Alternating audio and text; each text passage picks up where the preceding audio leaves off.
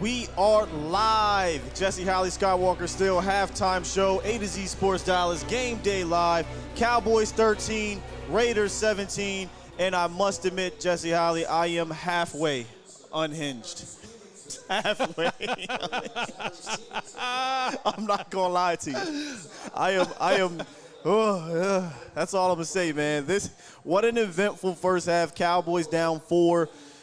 Should kind of be less than that, but I mean, we're going to talk about it here. We only got about 15 minutes, so let's just kind of dive into the nuggets of this first half overall. And I know, let me just get this out the way. Do your thing.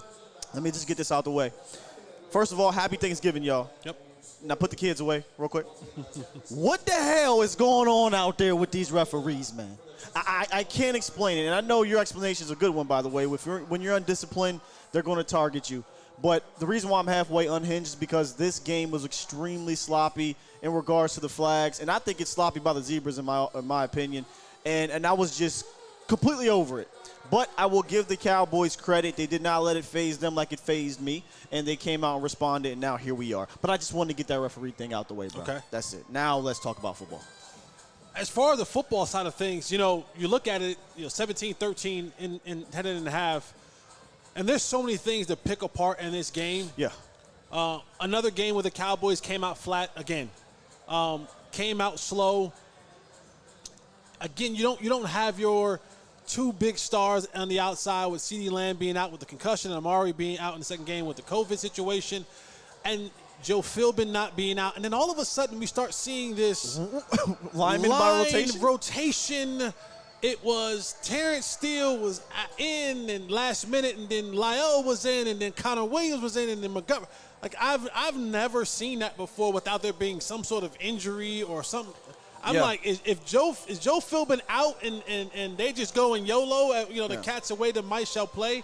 But nonetheless, the Cowboys are only down 4. Down 4 at halftime. They didn't play their best brand of football.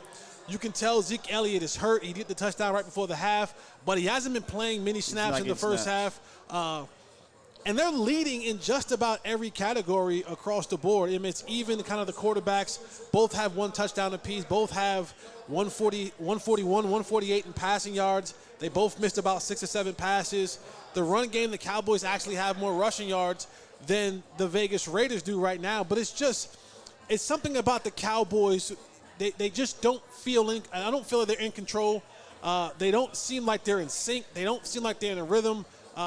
A lot of what's happening in this game today scares me because we're starting to see this trend with the Cowboys of starting slow, a little bit, and then shooting themselves in the foot throughout the course of the game. I'll give them a little bit. The first possession 3 and out, but the second possession they went and answered the touchdown from the Raiders. I'm not giving the Raiders that much credit for their second touchdown possession. I'm just not. I think it was a bullcrap call on Anthony Brown in the end zone. I thought it was that's how you play a deep ball. You feel the receiver, you get your head around, you feel the receiver, you make a play on the ball. No flag. So the Raiders went down and scored. But after that, it took them a while. It took them to the end of the half to respond. So they didn't – it felt like they let that get to them a little bit. It could get to me. I'm the fan. It should not allow that to happen with you. And the person I'm talking about is Mike McCarthy. I feel like Mike McCarthy was pressing. He saw the Zebras throwing the flags. He saw the offense not quite getting it there. But you got to understand, you don't got your guys. But you're moving the ball. If you get the ball and you're down at the 59-yard field goal, you got to punt that, right?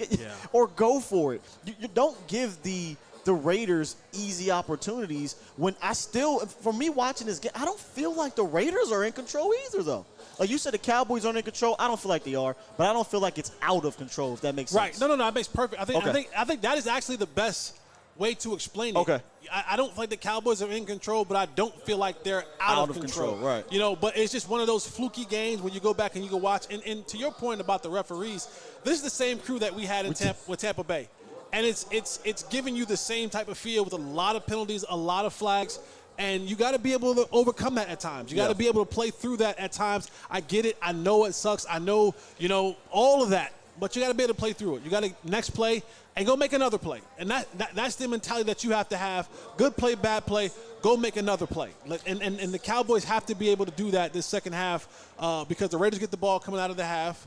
So they got to be able to come out, get a stop, and then get back in control of this game by going down, taking the ball down, and scoring a touchdown. Now, they could be helped out with Darren Waller still hobbled with his knees, questionable to return. I don't think he'll come back because I think he would have been in. So that could help him along the way. I think they're getting pressure on Derek Carr and making him having to get rid of the ball. And you've seen a couple coverage sacks as well. But, again, it's been really a back and forth. I just don't feel like the Raiders' offense is that much in sync as well. I don't think they're controlling the game. They've had a few possessions, but, again, penalties have helped them. I think on the Cowboys' offense side of the ball, continue to get TP the rock. When TP gets the rock, it's not like he's having a crazy day. Two touches in regards to receptions, 19 yards, 8 carries, 29 yards. But you see that explosiveness, right? You see that shiftiness. And I said this on Twitter. You just always feel like all it's going to take is that one. That one, all he needs is an inch, and he'll take a mile. Well, he got the mile, but then they called a bullcrap holding on Biotis, so you can't really, you can't expect that. But I think they should continue to involve Tony Pollard and then battering ram Ezekiel Elliott. He's clearly hobbled. Yeah, I doubt you see much Zeke in this second half. When you're dealing with a knee or any type of injury like that, the longer you stay stagnant, the harder it is to get yourself going again. And he stood a lot in that second quarter. He's going to sit a lot at halftime, and then trying to come back out in the second half and get that motor restarted, it becomes pretty difficult to do that when you're dealing with those type of ailments. So you're probably going to see a more heavier dosage of Tony Pollard. My only concern when I'm looking at this team is when you give sketchy teams like the Raiders, desperate teams like the Raiders, hope, and you give them opportunities to stay in a football game, it comes back to bite you in the butt. Because just like Tony Pollard's only one block away from busting it open, we see Deshaun Jackson go get a touchdown. He's one pass away. And that type of activity you see more often than not against when you play teams that are desperate and that have really – Dallas better be playing desperate. And they need to. They need to be playing desperate. You don't got your two guys. They need to go out and kind of just put the hammer on Vegas and leave no doubt and say, you know what, you guys, we played around with you guys long enough in the first half. Let's go and put these guys out because the other guys are playing decent. Those guys are playing defense. Playing decent, and it's tough, when you don't have your guys out there because they're not getting off press. They're not getting open when you need them to get open. You saw Dak a couple times telling receivers, hey, come back to the ball. Don't start drifting out and do this, do that. Trying to get that communication, where it's supposed to be. But you got to just find a way to put yourself in a position where now the Raiders are chasing you and you're not chasing the Raiders. We talked about those opportunities that present themselves in situations like this where you're down, your top guys, and things aren't going your way, penalties, whatever. There's still always, no matter how the game's going, there's always opportunities. And we saw Dak start to take advantage of those, the dot to Cedric Wilson, the drive at the end of the half, things like that. I saw a comment in here that said Dak is off. Dak is 11 for 17, 141 and a touchdown. He was off on one series. He had a pretty, bad series. But again, you had a drop ball, first down right there for Dalton Schultz. You're getting a call, going back. You have your offensive coordinator or head coach. I don't know who's making these decisions, making these wacky decisions to go for a field goal. I felt like, and I'm gonna bring that up again because I felt like if you're going to kick a 59-yarder, why not go for it? Or why not run, try to get 2, 3, 4 yards, and then go for it for 4th and 3 or 4th and 4? It just was very strange. And then at the end, and then when you score right before the half, why not go for 2? I don't understand that. Going for 1 or going for 2 changes nothing. Like you still need a touchdown to win the game. So go for 2 and then give yourself a better opportunity to tie the game up later on down the line or win the game. Yeah. But I didn't understand that. And I told you. And those are the things that sometimes make me scratch my head and make it hard for me to defend Mike McCarthy. I told you if you wanted to come on here and you wanted to give, ream Mike McCarthy, I'm okay with it because not you, but the fans. Because there was a couple baffling decisions in the first half, and 59-yarder was one of them. After you said it, after he missed the 35-yarder, and then not going for 2. I thought the challenge one, by the way, y'all. That was all the way in the first quarter, but I thought it was a major turning point in that first half. I believe Darren Waller caught the ball, took 2 steps, football move, whatever the hell you want to call it, fumbled it. Keanu Neal, finally, right? We come at Keanu Neal all year, made a great play. Cowboys get the ball around the 30-yard line. Let's go. Well, they call it incomplete. I had thought that they ruled it incomplete and Mike didn't challenge it. For those who may not have noticed, they ruled it a catch reviewed it because it was a turnover, and they said that he didn't have, possession. So, there's that. Again, another one of those referee situations. But, yeah, Mike McCarthy hasn't really been clean in this first half with his decision-making. So I'm all for going at him. And here's why, going into the halftime, we talk about it each and every week about making the adjustments. How can the Cowboys go in and make the adjustments? You've seen what the Raiders have. You've seen what they want to do. How can you go in there and make the adjustments? Now, you don't have Joe Philbin, so he's not going to be able to come down there and say, hey, guys, this is what we're going to do up front. We're going to change this protection. We're going to do this. We're going to do that to give you more help here so that we can do this. Yeah. So now you got to be able to lean on his assistant. You got to be able to lean on some other guys in that locker room at halftime to be able to make the proper adjustments. I don't want the Cowboys on defense, no more of this off coverage stuff. Well, Waller's not in anymore, but nonetheless. But nonetheless, on Winfro and all these guys, like, get up and press these guys and make it difficult for them. Don't just give them free releases. Don't just allow them to run down the football field. Don't allow them to get into the space that they want to get into. Make it physical for them at the line of scrimmage. Take that timing and mess it up a little bit between them and Derek Carr, and hopefully we can get guys home, preferably Micah, get guys home for the sacks and create some turnovers and stuff like that. And make no mistake about it. While, yes, I always talk about how referees do this and do that, well, utilize them now. Yes. It's working on you because you're a physical team and things like that. So on the defensive side of the ball, the defensive line, get after these offensive linemen. And you hear I said offensive linemen, not quarterback, because if you get after the offensive linemen, then they have to call holdings too, right? What you would think. They have to call holdings. So continue to put that pressure, Micah Parsons. I think Dorrance Armstrong. I even thought, Hamilton had a couple plays there on the ground game where I thought should have been a hold, but continue to put pressure on that offensive line because I don't think they're holding up that greatly. Now, obviously, the big touchdown play at the beginning of the game, they did.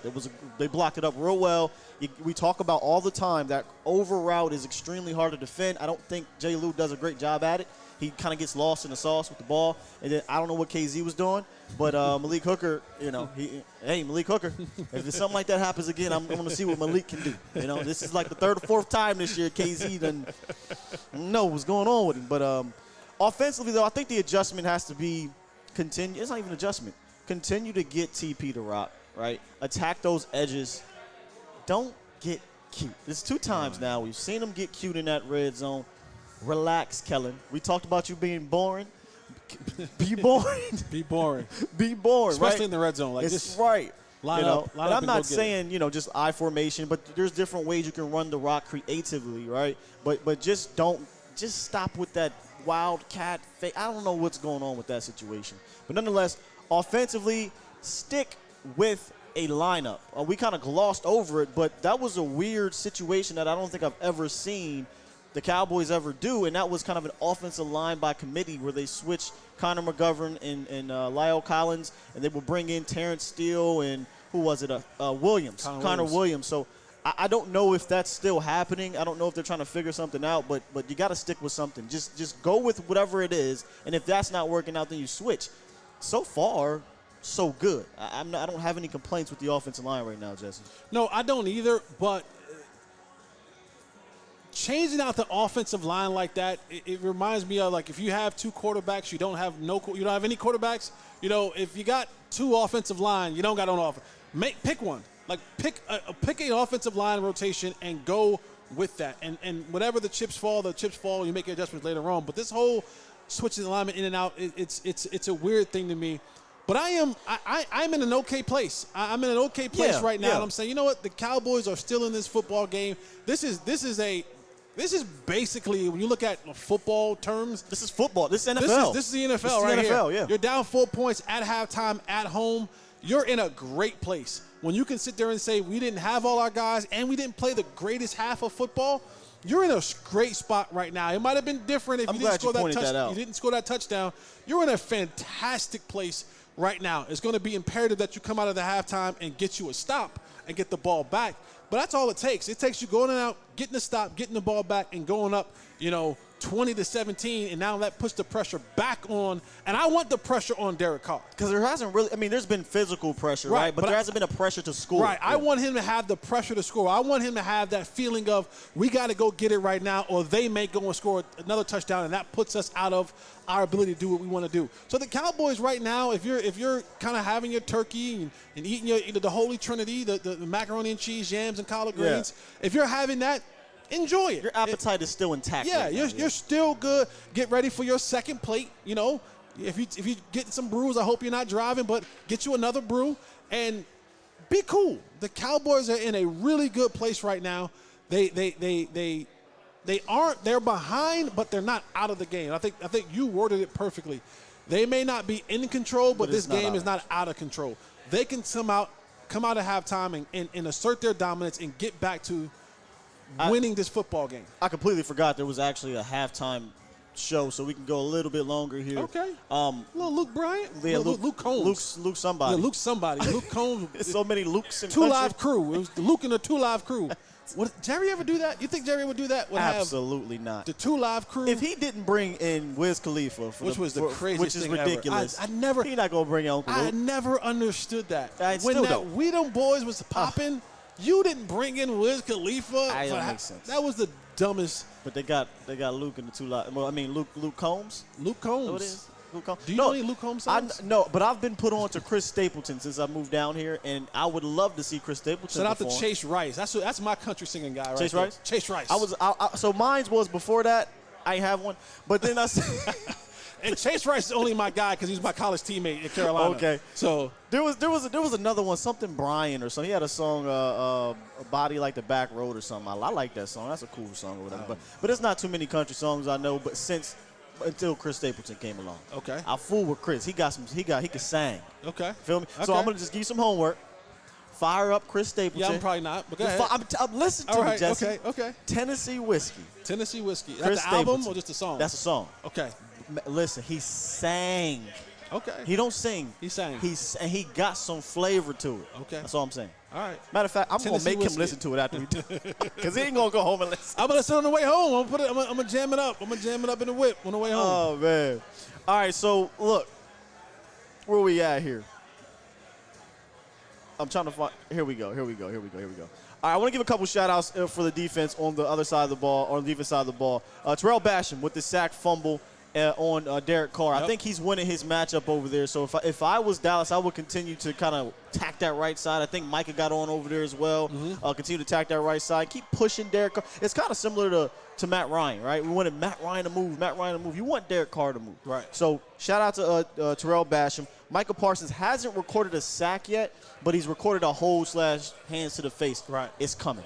Reason why I'm bringing this up is I got this strange feeling they're going to try to come back out the way they came out in the first quarter. Deshaun Jackson. Okay? I'm a little nervous about Deshaun Jackson. So if you could come out and weather that storm, I feel better. But I feel like they saw what happened. Right. They saw KZ can't take the correct angle. So come out, and as you call him the Cowboys killer, you got to make sure he doesn't get off. And they're putting him in the game. So yeah, especially if Waller's not going to be able to play in that second half, then you're gonna need the more explosive plays because you're not going to have that consistency with Waller over the middle with his 10, 12, 15-yard gain. So if Waller is out, then you'll definitely see more of Deshaun Jackson. You'll definitely see more of him trying to take shots down the field with him. You need KZ and the rest of the crew to be fundamentally sound, play your technique, and go out there and make a play. Oh, and tackle. I see J. Ron Kurtz had one-on-one with Jacobs, and he kind of got loose there. But overall, I really am not. If I had to get on somebody, it'd be AB because he did have he actually held on the one play. That was okay. I'll give him that. And then he got beat on that third down to give up the first down. So I can get on AB, but I'm not going to kill him for the other penalty. But yeah, AB is one of the guys I need to step up in this second half, or they're going to continue to keep attacking him. Yeah, they are. And I don't blame them for trying to go at AB, especially when you got the referees kind of allowing. Not allowing you to play as physical as you may want to play. Yeah. And here's what I do know for a fact. When you begin to develop a name in the league, you get benefit of the doubt. Right? AB ain't got that. And that's what I'm saying. Yeah. When you get the benefit of the doubt when sometimes you're Diggs, because your name good is or bad. It could be good or bad, but when you look at AB, he doesn't have the benefit of the doubt of saying, I'm just playing really good defense. And sometimes it just they look at you like, nah, brother, here's the flag because you're playing a little bit too tight, and we're not used to seeing that. We're not used to seeing you. And we call it tight. Right. And we're not, but another thing is like we're not used to seeing you play that brand of football. That's so when true. when you don't play that brand of football, because contrary to what people may believe, the refs watch film too. Yeah. They sit down and they watch who their opponents are going Why to be. Why you think Connor Williams ain't in the game? So, right like, trust and believe you me, guys. Refs sit down and watch film and they go, okay, this guy does this or that guy does this or this team is known for this. So they know. They watch film of games and themselves all year long to kind of know. So the game is still in play. It's in play, man. This is kind of similar. Last was it 16-3, although that was a bit bigger of a deficit. But the game is still very winnable. It's not out of control, like you said. Dallas just has to come back out, clean up the penalties, even though whatever, clean up the penalties and get back to executing on, because they've been executing in that last drive. Yes, you they know, did. And catch the rock. You know, got to catch the ball, man. But all right, guys, 13-17. Raiders are up at half. Report back here, post-game show. Freeman Mazza post-game show. Jesse Alley, Skywalker Steel, A to Z Sports Game Day Live. We are out. Enjoy the rest of your turkey too, man, because you never know what's going to happen by the end of this game. You might not have an appetite for dessert. Man. You might